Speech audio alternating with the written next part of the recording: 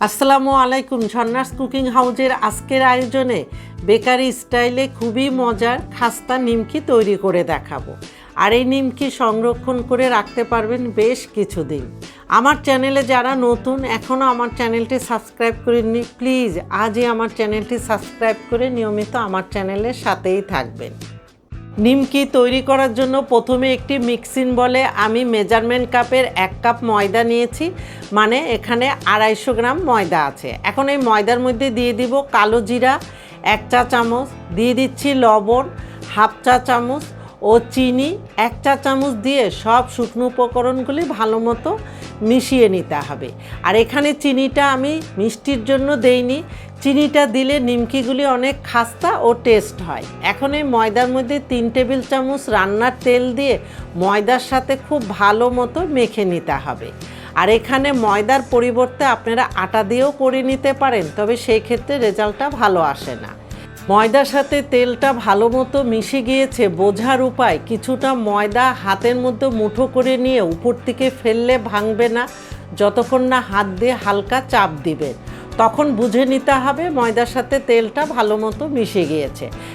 এবার নর্মাল পানি দিয়ে একটা মিডিয়াম শক্ত ডো তৈরি করে নিতে হবে। তার মানে ডোটা এমন হবে খুব শক্তও হবে না আবার খুব নরমও হবে না। আর এখানে পানিটা একবারে দিতে যাবেন না, অল্প অল্প করে দিবেন আর এই ডোটা তৈরি করে নিতে হবে।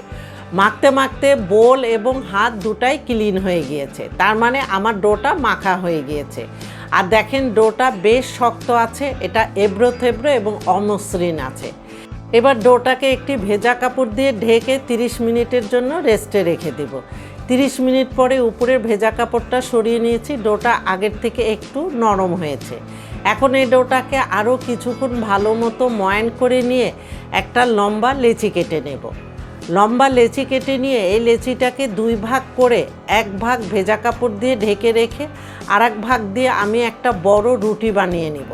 তবে এই রুটিটা বেলার সময় কোনো শুকনো ময়দা ব্যবহার করার প্রয়োজন নয়, কারণ এই ময়ান করার সময় এখানে যথেষ্ট পরিমাণে তেল ব্যবহার করা হয়েছে। তবে রুটিটা যে গোল হতে হবে এমন না, যতটা সম্ভব একদম বড় করে রুটিটা বেলে নিতে হবে।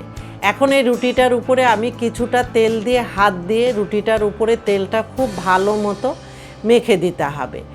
তেল মেখে দেওয়ার পরে উপরে আমি কিছুটা শুকনো ময়দা দিয়ে দিচ্ছি। শুকনো ময়দাটা দিয়ে আবারও হাত দিয়ে ভালো মতো রুটিটার উপরে ময়দাটা খুব ভালো মতো মেখে দিতে হবে।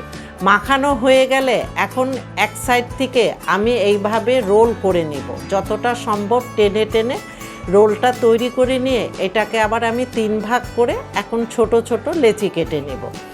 এখানে নিমকিগুলি আপনারা ছোট বড় আপনাদের পছন্দ মতো সাইজের করে কেটে নিতে পারেন। এখানে আমার সবগুলি লেচি কাটা হয়ে গিয়েছে।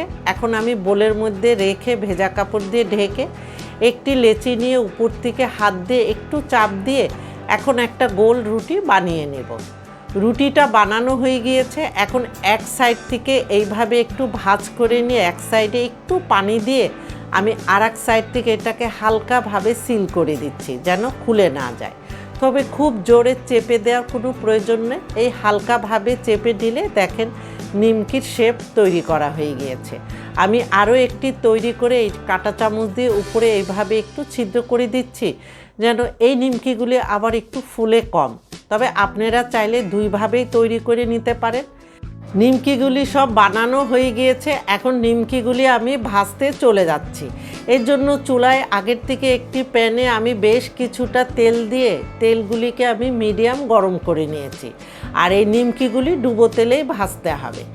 তেলটা যখন মিডিয়াম গরম হওয়ার পরে নিমকিগুলি দেওয়ার পরে নিমকিগুলি যখন উপরে ভেসে উঠবে, এই পর্যায়ে চুলার হিট মিডিয়াম লোর মাঝামাঝি রেখে নিমকিগুলি গোল্ডেন কালার করে ভেজে নিতে হবে।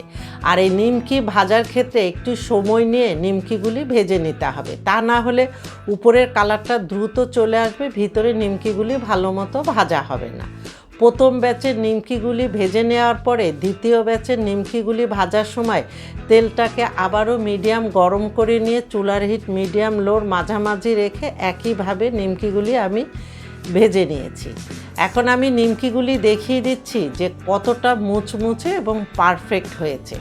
আমি ভেঙে দেখাচ্ছি, দেখেন ভাঙার সাথে সাথে নিমকিগুলি একদম গুঁড়ো হয়ে যাচ্ছে আর পাট টু পাট খুলে যাচ্ছে। আর এই নিমকি বিকালে চায়ের সাথে এবং অতিথি আপ্যায়নে পরিবেশন করতে পারেন আর সংরক্ষণ করে রাখতে পারবেন একটি এয়ারটাইট বক্সে ভরে বেশ কিছুদিন। এতক্ষণ আমার এই ভিডিও দেখার জন্য আপনাদের অনেক অনেক ধন্যবাদ। ভিডিও ভালো লাগলে ফ্রেন্ডস অ্যান্ড ফ্যামিলিদের সাথে শেয়ার করবেন। আপনারা ভালো থাকবেন, আমাদের জন্য দোয়া করবেন। আল্লাহ হাফেজ।